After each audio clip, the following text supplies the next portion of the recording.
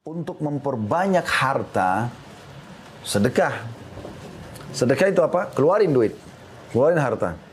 Kapitalis mengatakan, pangkal kaya menabung. Pertanyaan sederhana.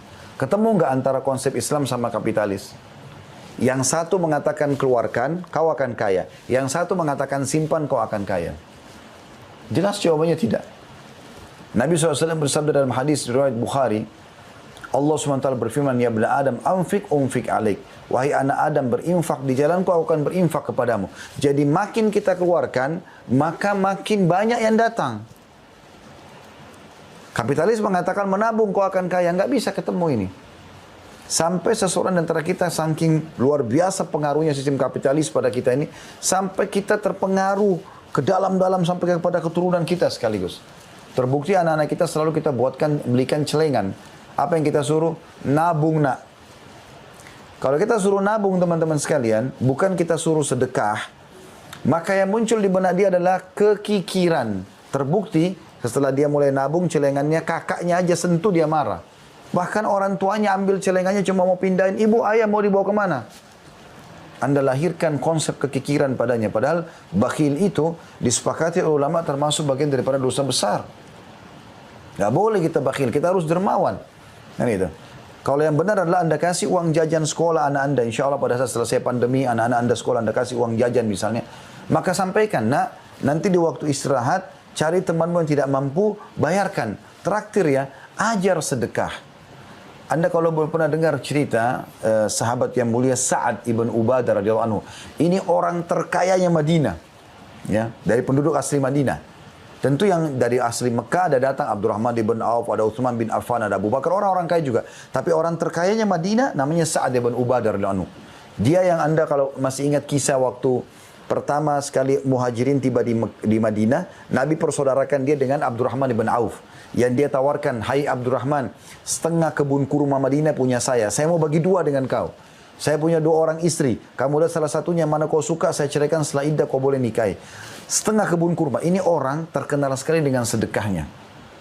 Dia punya gudang, teman-teman sekalian, penyimpanan harta. Zaman dulu kan belum ada perbankan, segala macam gitu kan. Dia taruh satu gudang besar untuk taruh seluruh harta di sana. Emas, perak, segala macam.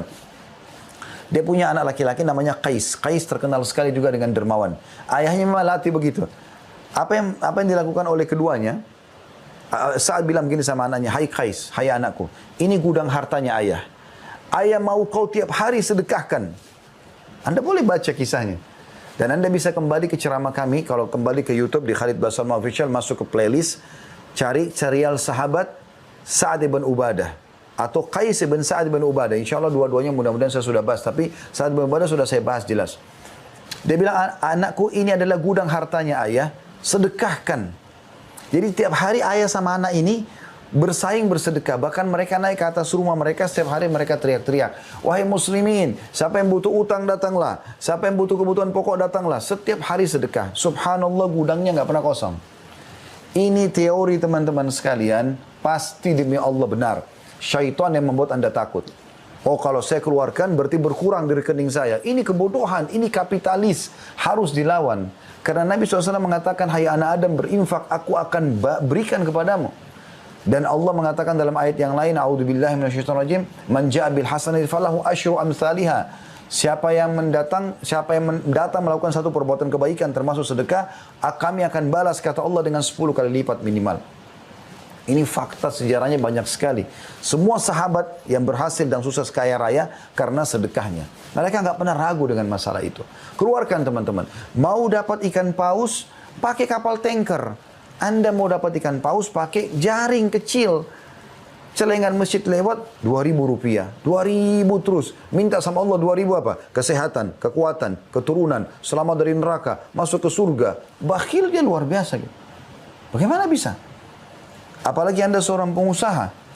Teman-teman sekalian, coba latih diri kita mulai sekarang, berikan yang terbaik untuk Allah, Allah akan berikan terbaik untuk kita. Lebih jauh daripada itu kata Abdullah bin Mas'ud radhiyallahu anhu, ya. Ini yang saya jadikan sebagai simbol di yayasan sedekah, yayasan sosial kami.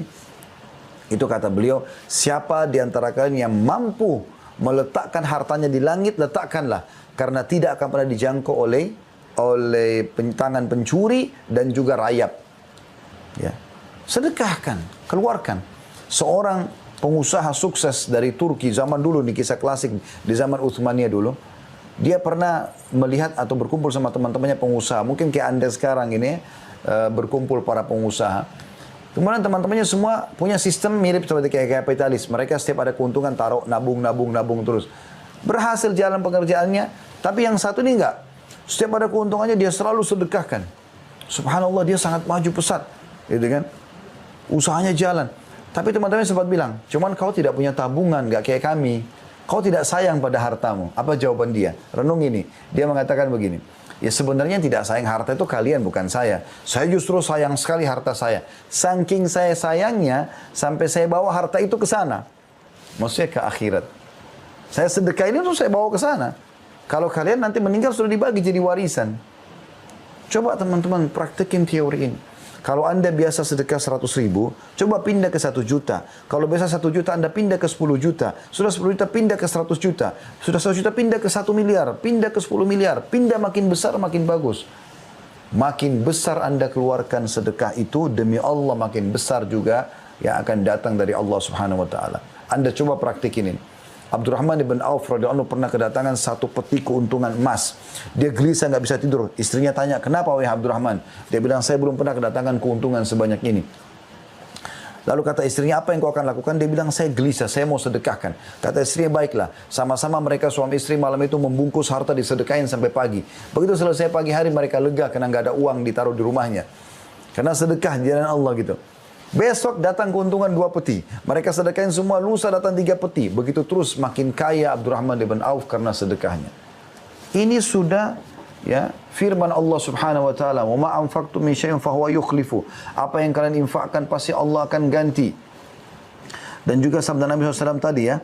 Jelas sekali sabda Nabi SAW, ya ibn Adam anfiq unfiq alaik, wahai anak Adam berinfaklah maka aku akan berinfak kepadamu, ya.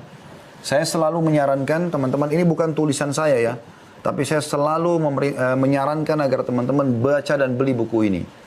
Keajaiban sedekah dan istighfar, luar biasa gitu. Ya, Allah memberikan taufik kepada orang ini. Dan ini sudah sering saya bacakan sebenarnya buku ini, tapi saya ingatkan kembali beberapa pendapat salafus salih.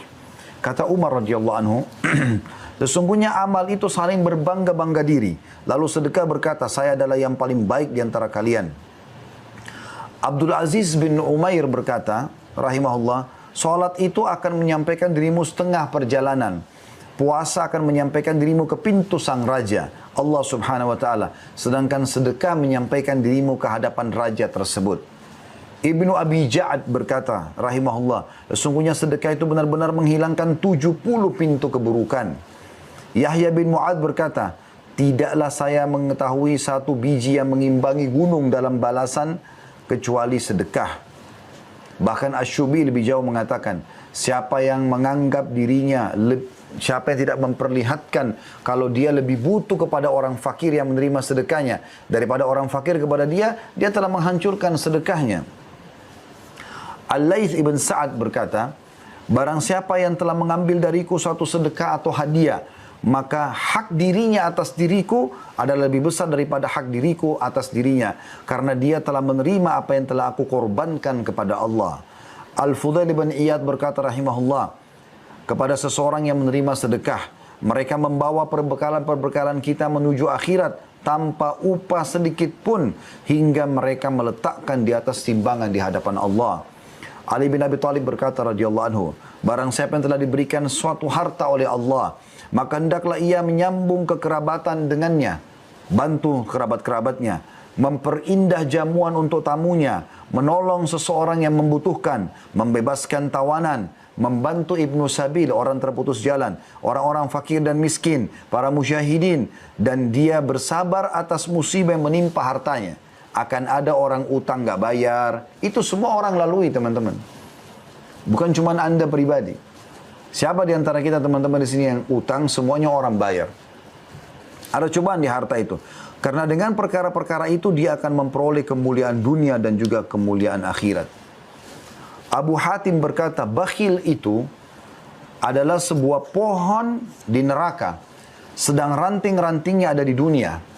Maka barang siapa yang bergelantungan pada salah satu dari ranting-ranting bakhil itu, niscaya ia akan menjerumuskannya ke dalam neraka. Sebagaimana kedermawanan adalah sebuah pohon di surga, di mana ranting-rantingnya berada di dunia. Dan barang siapa yang bergantungan pada salah satu ranting-ranting itu, niscaya ia akan membawanya ke surga. Dan surga itu adalah tempat orang-orang dermawan. Ya, ini luar biasa teman-teman sekalian, pendapat para salafus saleh tentang masalah ya sedekah. Dan tadi kalau Anda ingin mengetahui dalil ayat Al-Quran yang saya bilang, Allah berfirman, "Ma anfaqtum min syai'in fahuwa yukhlifu." Apapun yang kalian infakkan di jalan Allah, Allah pasti akan ganti. Saya ulangi, Allah pasti akan ganti. Saya ulangi lagi, Allah pasti akan ganti. Dalam surah Saba ayat 39. Dalam surah Saba ayat 39. Juga selain daripada tadi yang sudah saya sebutkan, bersyukur dengan lisan, ya, meyakini ya, dalam hati, dan juga mencontohkan dengan anggota tubuh, terutama dengan bersedekah, berbagi pada orang, dan sujud syukur. Kalau tadi sedekah sudah saya sebutkan dalilnya, kalau sujud syukur itu disebutkan dalam sebuah hadits Abu Daud nomor 2776, karena Rasulullah SAW idza jaa amrun busyira bihi kharra sajidan syakiran lillah. Bahwasanya baginda Rasulullah SAW kalau datang kepada beliau berita yang menggembirakan, maka beliau selalu sujud sebagai tanda syukur kepada Allah.